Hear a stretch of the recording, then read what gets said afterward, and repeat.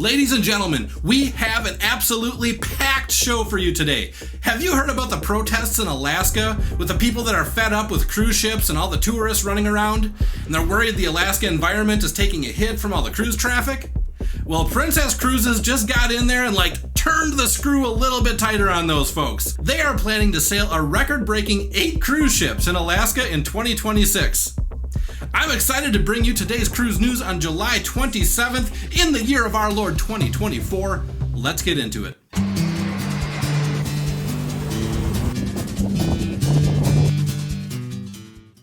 In a story that's sure to make waves, Princess Cruises is gearing up for its largest ever Alaska season in 2026.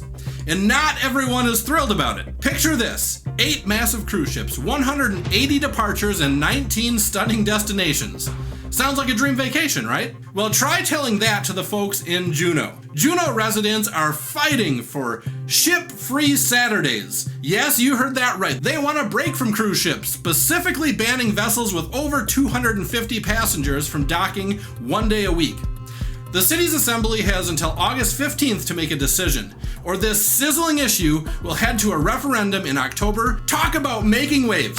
Princess Cruises, on the other hand, seems to be singing anchors away. They've added another ship to their fleet, aiming to carry a whopping 24,000 passengers. And with bookings opening on August 2nd, their new price guarantee offers 120% off any fare difference in onboard credit if the price drops. It's like a Black Friday sale on the high seas. The star of the show will be the Sphere-class Star Princess. Designed for optimal wildlife landscape viewing, it's like having a front row seat to Mother Nature's greatest hits. The North to Alaska with Princess program promises an immersive cultural experience with naturalist talks, a Northern Lights planetarium show, and a local seafood menu. It's basically a Discovery Channel episode with room service. But let's not forget, Juneau isn't rolling out the red carpet.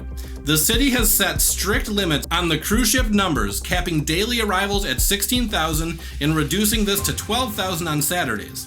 They're hoping this will give residents some much needed peace and quiet, or at least a chance to park their cars without playing Tetris. This local versus cruise line drama isn't unique to Juneau. Over in Santorini, Greece, a recent surge of 11,000 cruise passengers in 1 day, 70% of the island's population, had the locals feeling like sardines. The president of the Thera municipal community even asked citizens to limit their movements. That's right, folks. When tourists outnumber the locals, it's time for a new game plan. So, while Princess Cruises is setting sail for its biggest Alaska season yet, the conflict with Juneau residents adds a hefty dose of drama to the itinerary. Will it be smooth sailing or stormy seas ahead? Stay tuned. In our next story, we have an update on the Baltimore bridge collapse situation as it relates to cruising. Royal Caribbean's Vision of the Seas will become the first cruise ship to depart from the port of Baltimore since the collapse of the Francis Scott Key Bridge in March. This significant update marks a milestone in the port's recovery. Royal Caribbean's Vision of the Seas is set to embark on a 5-night itinerary on May 25th after completing its scheduled maintenance in the Bahamas.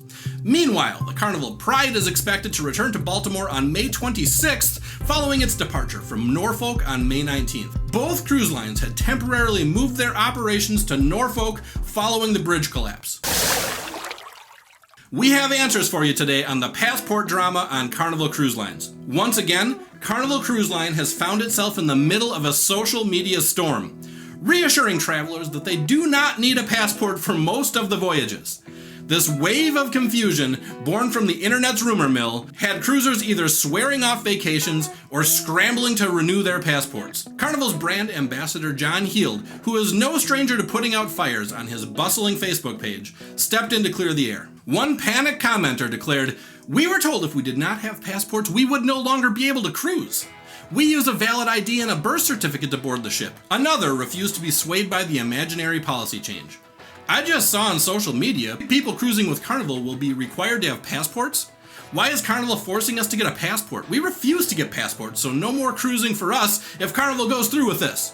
Heald, channeling his inner Sherlock Holmes, debunked these myths with the flair of a seasoned detective. The report made by this chap on social media is 100% false, incorrect, and as my late father would always say when he read things like this, it's a load of codswallop, he declared. Heald assured everyone that only a handful of specific voyages like European cruises required passports. For the vast majority of Caribbean, Alaskan, and Mexican Riviera cruises, passports are not mandatory. Heald also took the opportunity to lay down some solid advice about taking passports ashore. In my opinion, you should not take your original passport with you when you go ashore. In case of an emergency, which meant you could not return to the ship, we do indeed have a policy in place. He explained that Carnival has a team ready to retrieve the passport from the guest cabin and ensure it reaches the stranded traveler. While Carnival does recommend having a passport, it's not always necessary. Other documents like a U.S. passport card, an enhanced driver's license, or a birth certificate with a government-issued photo ID are perfectly acceptable for closed-loop sailings from U.S. home ports. And ladies and gentlemen, I just want to mention, we made a video all about this in our FAQ for First-Time Cruisers series. Check it out here.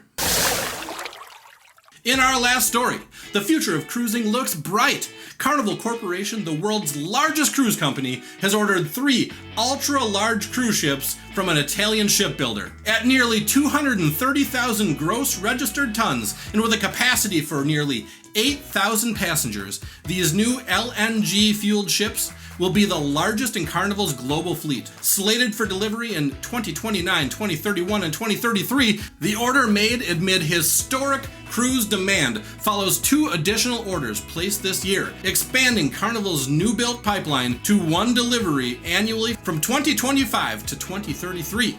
The global cruise industry has rebounded strongly post-pandemic, with passenger volumes reaching 31.7 million in 2023. Ladies and gentlemen, that is it for today's cruise news on July 27th in the year of our Lord 2024. Always remember, no matter what destination you choose and no matter what cruise line you choose, adventure awaits.